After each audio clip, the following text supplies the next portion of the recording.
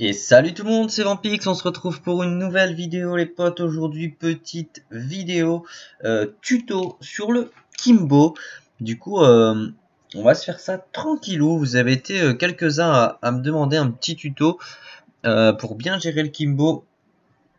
Après notamment la vidéo Ottoman et Rusher où on a farmé 10 Kimbo en arène. Du coup les gars, on va faire ça ensemble. Du coup, let's go, je vais vous montrer un petit peu la technique qu'il va falloir, pour bien gérer le Kimbo. Donc là, on va rentrer tous les persos tranquillou. Ouais, bon, on n'est pas trop mal. Je me suis pas plus placé que ça, mais ça devra aller. Donc let's go, on a bien mis la pierre. Donc ça c'est bon, c'est une pierre 1000 les gars qu'il vous faut pour le Kimbo. Comme vous pouvez le voir, il est niveau 960. Et écoutez, on va essayer de faire ni Piu ni Sumi. Nomade, on va pas trop le focus, ça c'est chiant. Mais au moins ni Piu ni Sumi, ça sera déjà un bon challenge, je pense. Du coup, on va se tenter ça, les gars. Alors, let's go. On va commencer. Donc là, au début, je vous conseille de vous servir des cascargots pour vider la salle. Bon, comme ça c'est raté nomade, parfait, on va se focus sur ni Piu ni Sumi. Je vous conseille de prendre les cascargots pour vider entièrement la salle et vous consacrer sur le Kimbo qu'à la fin. Voilà, le faire en dernier, tranquillou.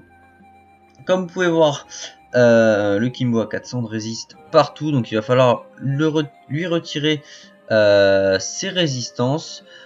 Pour cela, il y a bien sûr une technique. Alors attendez, juste tac, on va libérer le sacré, donc pour éviter qu'il soit dans la glyphe. Je vais mettre le poulet là, comme ça Eni pourra le mettre dans le glyphe. Et voilà, après alors je vais juste répondre vite fait. Là, voilà. Donc voilà, donc là on va vraiment se focus sur vider la salle, éviter de perdre le sacré qui a la capture. Moi ça me fait toujours chier de faire un donjon et oublier la capture ou oublier de mettre une pierre ou quoi que ce soit dans le style. Donc là on va essayer de faire ça. Donc voilà. Après, autre chose à dire, vous avez vu que dès le début, le Kimbo a invoqué un disciple. Donc ça va falloir faire hyper gaffe les potes, surtout le seul conseil que je peux vous donner, juste vous en occupez pas plus que ça, juste le touchez pas, voilà, le tapez pas, lui visez rien, il vous servira après, c'est vraiment lui qui va être la clé du donjon, enfin du boss, mais pas le Kimbo en lui-même. Donc juste voilà, laissez-le de côté. Faites-le pas chier, il vous fera pas chier. Après vous allez voir qu'il peut être un peu relou au fur et à mesure du donjon, mais pour le moment voilà, juste on n'y touche pas trop et ça devrait le faire tranquillou. Du coup hop, let's go. Alors ce qui est chiant sur le Kimbo surtout, c'est que vous avez vraiment pas le droit à l'erreur. La moindre erreur que vous allez faire va vous niquer le donjon, enfin vous allez mourir instantanément, et ça c'est vraiment un truc, faut être assez focus les gars. Moi j'avais déjà raté par comment on dit, par manque d'attention, d'inattention, enfin voilà, donc c'est vraiment des trucs qu'il faut faire assez gaffe. Donc là on va se faire ça comme ça. Je vais mettre c'est bon, on va rester comme ça, ça sera très bien pour le moment. Donc ouais, faut vraiment faire gaffe, soyez bien concentré si jamais c'est votre première tenta ou autre, parce que ça peut vite devenir un enfer. Donc là les potes, juste le Kimbo, je le laisse là-bas tranquille, il va pas vous attaquer, il va rester dans son coin au début. Donc ça c'est vraiment cool. S'il pop dans le fond là-bas, c'est bien pour vous, comme ça vous savez qu'il va rien vous faire. Et Et puis c'est cool, sinon bah s'il pop vers vous là, bah, vous le lancez direct avec le panda. Et il n'y aura pas plus de soucis que ça. Donc vous voyez la salle qui se vide assez vite. Hein. Là tous les mobs sont dans la glyphe sauf la meupette. Mais elle n'a pas beaucoup d'HP. Et les cascas qui ont déjà pris bien cher. Donc voilà. Donc là en soi ça va aller assez vite. Je vais peut-être juste faire une petite coupure. Le temps de bien vider la map. Et comme ça les potes, on se retrouve juste après. Pour enlever l'invulnérabilité du Kimbo. Du coup les gars, je vous dis à toutes. Allez les gars, c'est cool, on a vidé toute la map. Du coup let's go. Je vais commencer à taper le Kimbo. Donc là comme vous pouvez le voir, j'ai tapé le Kimbo en feu. Alors faut savoir que le Kimbo a deux états, donc état pair, état impair. Là il lance 5 glyphes pair. Donc ça c'est quand vous allez taper feu R. À partir de là, donc le Kimbo, vous allez pouvoir le taper donc que en feu et en air, donc logique. Et pour cela, donc vu qu'il est pair, vous allez devoir vous placer de fonction par rapport au disciple, vous allez devoir vous passer impair par rapport à lui. Donc c'est là que le disciple rentre en jeu. Donc je vais essayer d'être assez clair les gars, mais c'est pas facile parce qu'il y a quand même pas mal de choses à gérer. Donc pour mieux vous expliquer, je vais vous montrer ça de suite. Vous allez voir que ça va être assez simple. Assez simple. Donc en gros, vous tapez le Kimbo, feu R, il va se mettre dans l'état pair, et terre O, il va se mettre dans l'état impair. Moi je joue feu R forcément, mes persos sont plus axés feu et R. Donc voilà, logique quoi. Et à partir de ce moment-là, une fois que vous l'avez tapé, le disciple à son tour va mettre des glyphes sur toutes les cases paires par rapport à lui. Donc pour bien vous montrer, hop, le disciple, tac, il était placé là. Donc voilà, et toutes les cases paires, donc c'est-à-dire par exemple 0, ouais, toutes les cases paires, il y aura une glyphe. Donc là par exemple 0, enfin 1, 2, il y a une glyphe, 3, il n'y a pas de glyphe, 4, il y a une glyphe. En gros, pour si vous voulez vous aider autrement, toutes les diagonales, dans la diagonale du disciple, il y aura une glyphe. Toutes celles où il n'y aura pas de diagonale, il n'y aura pas de glyphe. Donc ça, faut bien vous placer par rapport au disciple et non par rapport au Kimbo. Donc ça, c'est le premier tour. Donc là, c'est ce que j'ai fait juste avant avec mon Feka. Donc ça, c'est bon, c'est validé. Et là, maintenant, donc là, je peux toujours pas le taper en fait. Je vais vous montrer juste après. Vous allez voir que ça va rien lui faire. Parce que une fois qu'il sera comme ça, donc là attendez, ce que je vais faire, ouais non c'est bon, on va le laisser, voilà. Donc là regardez, je vais taper avec Feka, donc là il a mis ses glyphes tout haut, il subit rien, donc c'est normal parce qu'une fois que vous avez fait ça, vous allez devoir foutre le Kimbo dans une de ses glyphes pour que ça lui retire ses résistants. Donc là c'est ce que j'ai fait avec à l'aide du tonneau, donc le tonneau qui est pas mal pour ça quoi. Donc là c'est good, il est mis et vous allez voir que là tac, il perd ses vous voyez 400 de faiblesse à l'eau et 400 de faiblesse, enfin 400 faiblesse air et 400 faiblesse feu. Hop, là c'est marqué juste là. Donc là vous savez que vous pouvez enfin le taper en feu et en air. Du coup là ce que je vais faire avec mon panda, c'est que je vais aller le full vulné. Tac tac tac. Ce qui serait cool.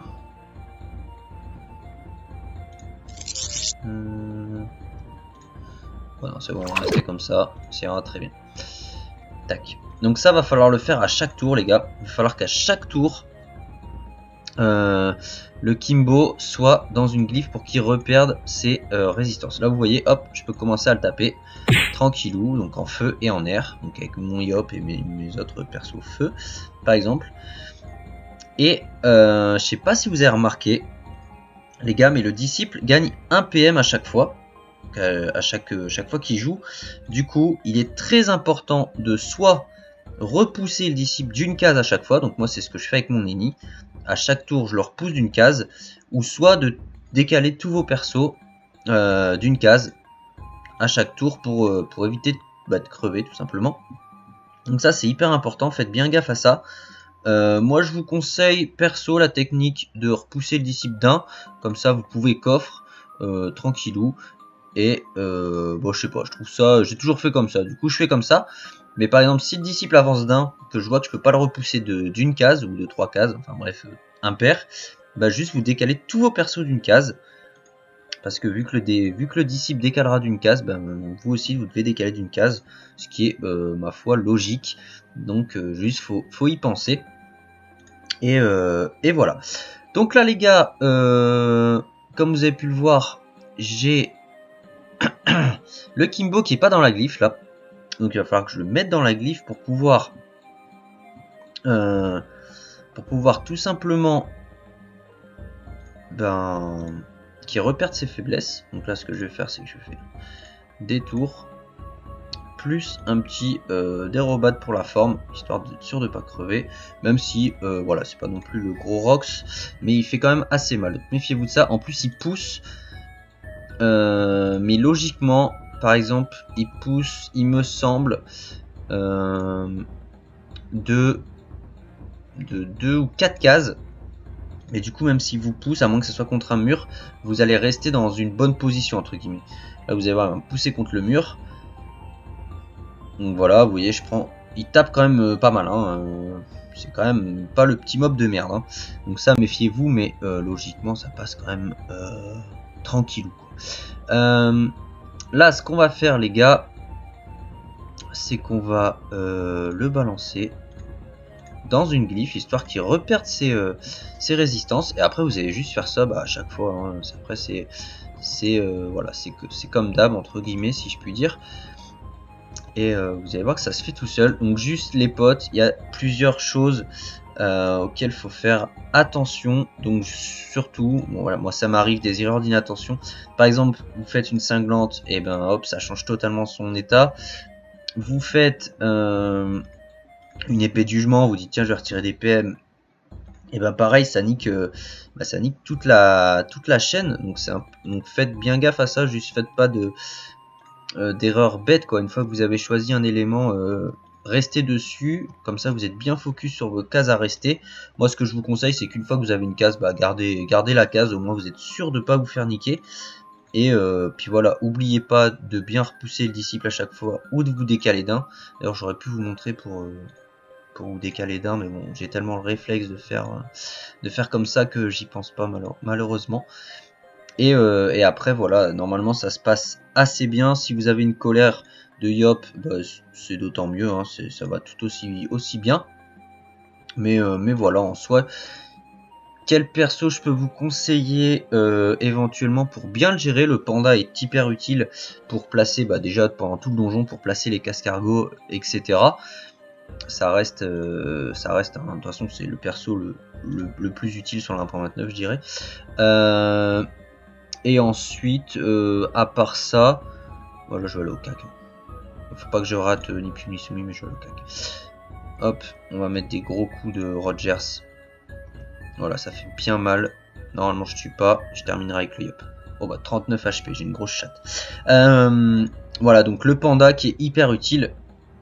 Et après, voilà, il tape. Plus il perd de vie, enfin, plus les tours passent, plus il prend cher.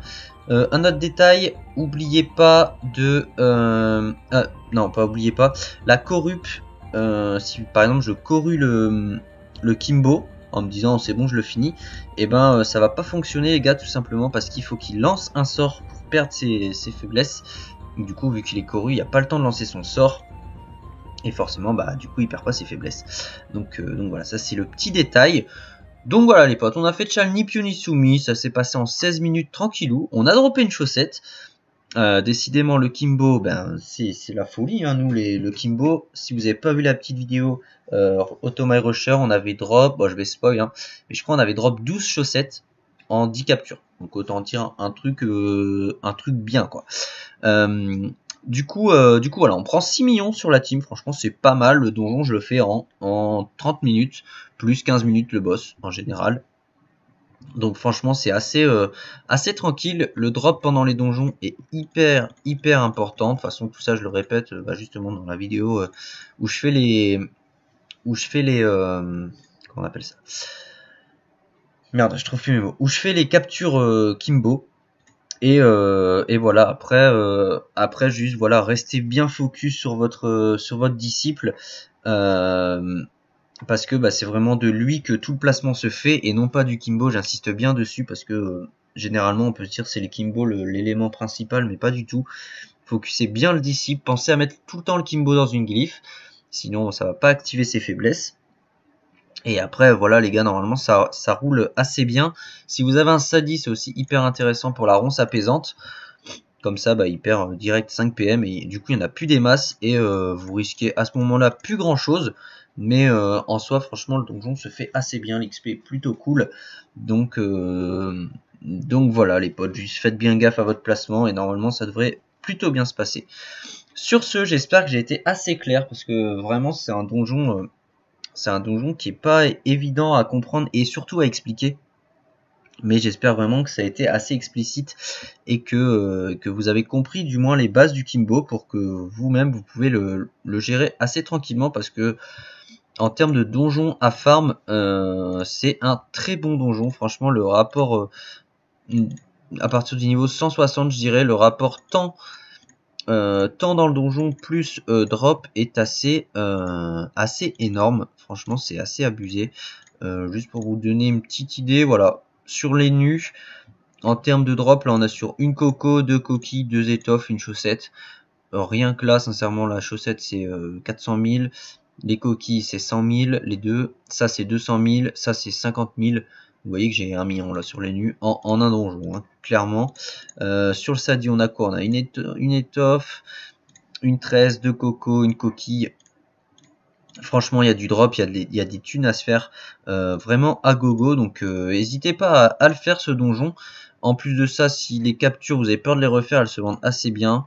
Et franchement, bah voilà les potes. J'espère que vous en avez appris un peu plus sur le Kimbo, que ça va vous aider pour le gérer. Et puis voilà, sur ce, je vous fais des bisous. Je vous dis à très vite pour une prochaine vidéo. C'était Vampix. Ciao!